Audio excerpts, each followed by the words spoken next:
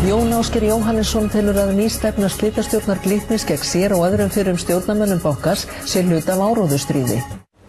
Jón Ásgeir Jóhannesson segir nýja stefnu slitastjórnar Glitnis gegn sér og 8 fyrrum stjórnarmönnum bankans vera hluta af áróðustríði. Lánið hafi verið afgreitt með eðlilegum hætti og fjöldi tölvupósta sanni það. Hugrún Halldórsdóttir segir frá.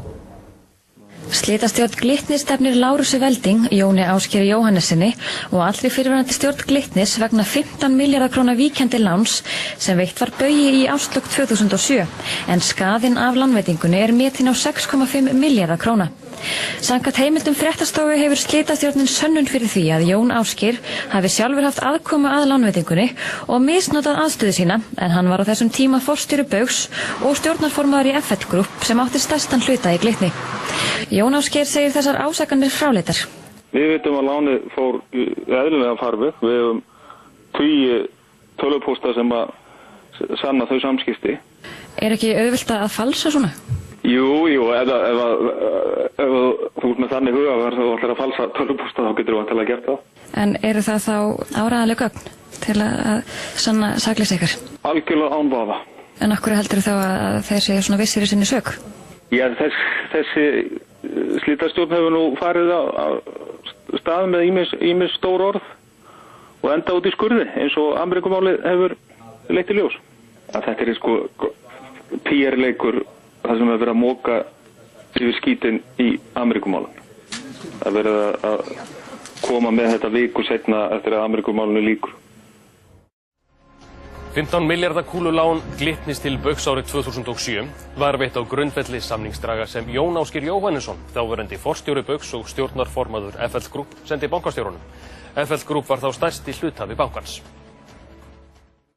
Jón Ásgeir Jóhannesson, þáverandi forstjóri Baugs og stjórnarformaður FL Group, sem var stærsti ráðandi hluthafi Glitnis, sendi sjálfur forstjóra bankans samningsdrög vegna 15 milljarða króna kúluláns til Baugs árið 2007. Lánið var samþykkt í stjórn bankans á svig við lánareglur að mati slitastjórnar Glitnis. Þetta kemur fram í stefnu slitastjórnarinnar. Slitastjórn hins fallna banka hyggst höfða skaðabótamál á hendur Jóni Ásgeiri Lárusi Velding, fyrrverandi forstjóra bankans og allri þáverandi stjórn hans vegna lánveitingarinnar.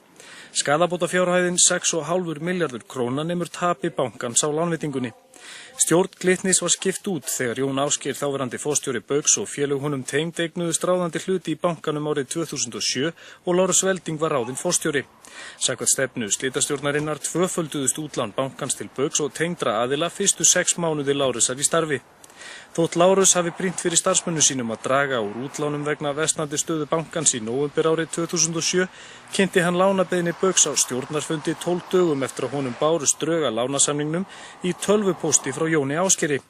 Jón Ásgeir var þá stjórnarformaður FL Group sem var stærsti ráðandi hluthafi bankans. Lánið hafi verið samþykkt á nokkurra trygginga og þótt lánareglur bankans heimiluðu ekki víkjandi lán með þessum hætti. Í stefnu slitastjórnarinnar er stjórn Glitnis gagnrýnd fyrir að hafa ekki tekið með í reikningin gríðarlega útlánahættu bankans vegna lána til Baugs, FL Group og tengdra aðila, en í lok árs 2007 námu skuldir þeirra við bankan tæplega 150 milljörðum króna, tæpum 70% af eiginfjárgrunni bankans langt umfram lögbundnar heimildir.